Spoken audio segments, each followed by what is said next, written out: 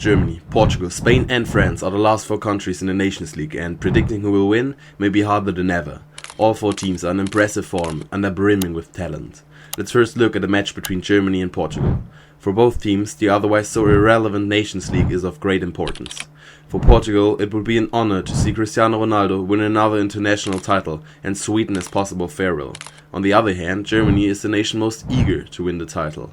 A starving country is hoping for success again after a promising European Championship. But not only the motivation is back.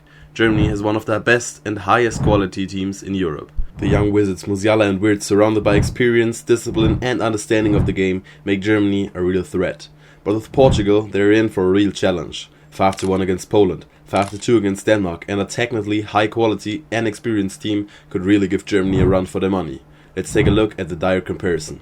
The number 1 goalkeeper in Germany is currently Oliver Baumann, who plays for Hoffenheim and has put in some really solid performances in recent games. There have also been some great saves. Nevertheless, it has to be said that Diogo Costa has performed a tick better for Portugal. He has established himself as an absolutely indispensable goalkeeper for his nation, and since the round of 16 in the European Championship last year against the Slovenians, he has been regarded as a penalty killer. And not without good reason. He also saved Eriksen's penalty in the first leg against Denmark.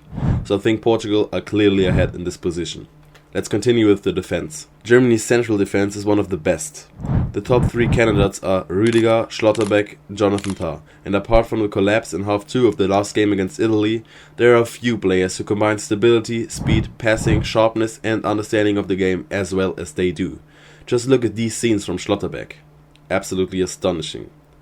Even though Portugal have stars like Ruben Dias in defense, I see Germany in the superior position here. Germany clearly dominate at right back again. Joshua Kimmich has impressed recently with outstanding performances and was directly involved in 4 of Germany's 5 goals against Italy. It has to be said that this is not even his real position, which he also plays at Bayern, so heads up for this man. Portugal usually rely on Diogo Dalot in this position, but in my opinion he's not really convincing. On the other hand, it's the other way around. Nuno Mendes is in impressive form and has outplayed Mohamed Salah in the UCL and is as quick as an arrow. In the game against Italy, Schlotterbeck also played as a left back, so with that solution I think the position here is equipped equally. When it comes to the midfield, I think Portugal have the edge. I mean, even Goretzka or Pavlovic can compete with Bruno Fernandes, Vitinha and Bernardo Silva. They are absolutely stunning. In offense, it feels like no Keane can hold a candle to Germany. Musiala, Wirtz, Sané, Gnabry are extremely fast, all have great technique and are dangerous and strong passers.